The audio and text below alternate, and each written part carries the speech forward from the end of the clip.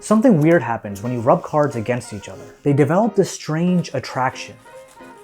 Haters will say it's AI, but that attraction is the idea behind this trick. Check it out. I've got the magic right here. Get this pad up and running after the moving. You're gonna be blown away with the level of attraction within each deck. So check this out. Take the cards right out of the box. I can hand the deck art off to you.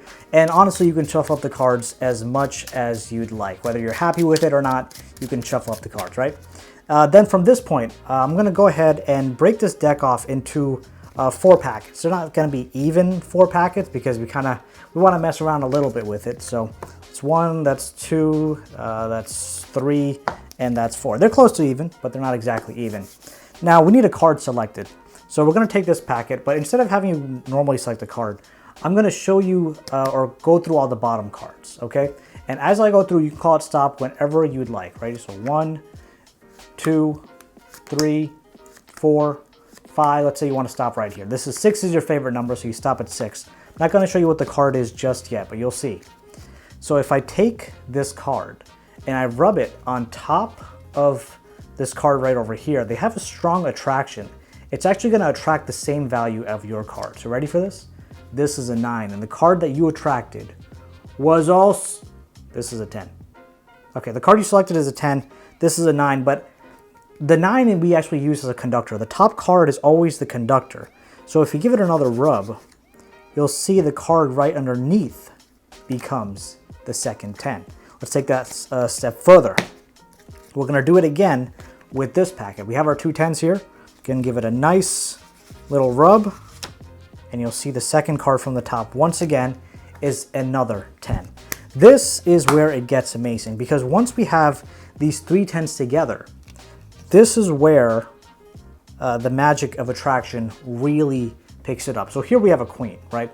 And the 10's obviously not a queen, but if we take it on top of the queen and just give it a solid rub like this, you'll see the 4th 10 comes along. Boom. Did you see the queen? Now here's what's cool. The effect gives off the impression that the cards are doing all the work, when in fact, the method is mainly all performance. And once you understand that, the trick practically performed itself. So grab your deck, like, subscribe, and let's do it. This trick really isn't about the difficult moves, it's more about knowing where everything is before the audience has a chance to even realize what's going on. So when you start the trick, you want to hand the deck off to the spectator and allow them to shuffle up the cards as much as you'd like. Now, in my performance, I did implement a couple of more complex moves, so I'm going to walk you through that, but also show you a simple way on how to do everything. So to start, like I said, the spectator shuffles up the cards. Once the deck has been shuffled, you're going to take the deck like this and take a look through all the cards. You're going to memorize the second card from the bottom and quickly go through and see that that second card from the bottom, that value is spread throughout evenly or approximately evenly through the deck. So we have the first 10 here, the second 10 is a bit deeper than that, the third 10 is over here, and the last 10 is, where's the last 10? Did I lose it? So the spectator shuffles up the cards or cuts the deck and you get the deck back. Now your goal is to take a look and memorize the second card from the bottom and ensure all the other cards are spread approximately evenly of the same value throughout the deck. Now the first 9's here, the second 9's here, they're actually pretty close, but that's fine. Third 9's here, and the fourth 9 is over here. They're not spread perfectly, but they're within the realm. If you see that the cards are very close to each other, like these 2 queens, if these were the second card and third card, I'd reshuffle up the deck just as I'm talking through. This is what's going to be vital. Again, it's more about performance here and getting approximately the same order or setup that you're looking for. So you want 4 of the same cards spread approximately evenly throughout the deck. Once you have that, in this case I have the 9, I'm going to go through like this, and you saw in my performance how I'm using pattern, and I'm saying I'm going to break the deck approximately into 4 packets.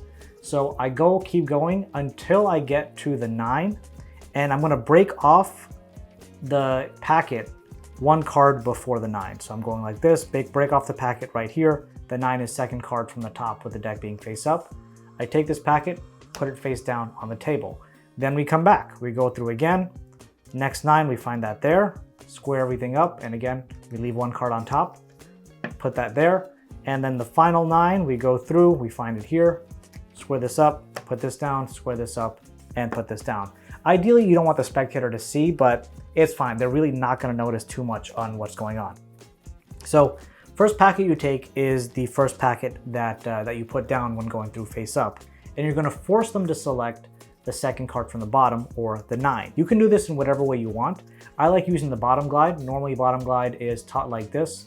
You're holding the cards in this way. But I like to do the bottom glide like this because the middle grip is just a lot more of a normal grip for me. So prepare for the bottom glide. You put your thumb on the bottom, ring, middle, and index finger on, well, not even index finger. I use my ring, middle, and pinky finger, put that on top. And what the bottom glide looks like is you use these fingers to press down on the card, and then you shift it off to the side. That's the bottom glide. So you tell the spectator, when I count off cards from the bottom, you tell me when to stop, and then we'll stop whenever. So you deal off the first card normally, then you make your grip slide off, and let them keep, you just keep dealing until they call it stop. Let's say they call out stop right here. As soon as they call it stop, you're gonna take the 9 itself and put it off for now to the side. Take the rest of the cards, put it on top of the next packet. Now you square all this up, and you can do the performance however you'd like. Turn the packet face up, and at this point I don't like to do the reveal yet, and I actually don't even like to show this card yet. So when I turn up, I completely just put these face to face and say the cards are gonna match. They see a 6, and I said the card you selected is a 9. 6, not, that's not a thing. That was when I was young. But the point is these cards don't match. So you say I'm gonna use the top card of the packet as a conductor. You do the rub, you take that card off, the second card is now a 9. You can take this, put it back here, take this whole packet, put it on top of now the third packet, and you're gonna lift up this entire packet. This packet is set up the same way, but I almost like to prove at this point that, of course, second card from the top is a 9. I like to prove at this point that the 9 is nowhere to be found near the top. So what I like to do is I like to do a double lift, I do a pinky count. I'll put a tutorial up for the pinky count on the screen, you can go check that out. I do a pinky count for 2 cards, 1, 2. Square these up and show the top cards a 2, next card's a 4, then 5, then 10, then 4, then 6, then 8. And these cards are in complete random order. But if we just do the same move we just did, give it a nice rub, law of attraction, the 9 comes to the top. Now you don't have to do that, but I think it's a bit more fun doing it that way. This way they almost visually see the card wasn't there, all of a sudden it appears because they didn't see it, come to the top. And this way you're also elevating from the first reveal to the second reveal. And then as you saw the third reveal, I like to arrange these cards in a packet of 3 facing this way horizontally and say now once these 9s are together, and of course take this whole packet, put it on top of the final packet, and of course second card from the top is the 9. Once these cards are together, they no longer need a conductor. And all you're really doing at this point is coming on top here and stealing off the card. Now, an easy way to do this, again, I like to use the pinky count. A lot of people don't find that easy. But as you're coming through, you can kind of shift the card a little bit, not enough to show the 9, but shift just a small amount. And then this way it gets pushed over enough that you can grab it here with either the middle finger or ring finger. And then when you're here, you just pinch the card, pull back with these fingers, right? Pull back with these fingers a little bit, and then do the final reveal showing the 9. Of course, this card now has to be ditched, and obviously you don't want these cards to come too close to each other. That's why you want to make sure they're all spread out pretty evenly. I like to put this card on top of this packet, and as I'm taking this whole packet of 4, I'm transferring the bottom card back to the deck, putting this face down, and showing cleanly I have all the 9s. And lastly, to really sell this effect, every time that you're doing a reveal, right, you're rubbing the card and doing that reveal, every time it was a build, and final build. You want to make sure, give it its own beat and really let the card sing by itself for a second, then put it down, gather everything, and move on to the next one. If you quickly do like back to back to back reveal, it's really going to kill the effect, and it's not going to let each reveal hit on its own. It's because everything's going to hit together, which is fine, but you really want a strong punch by the time you get to the final reveal.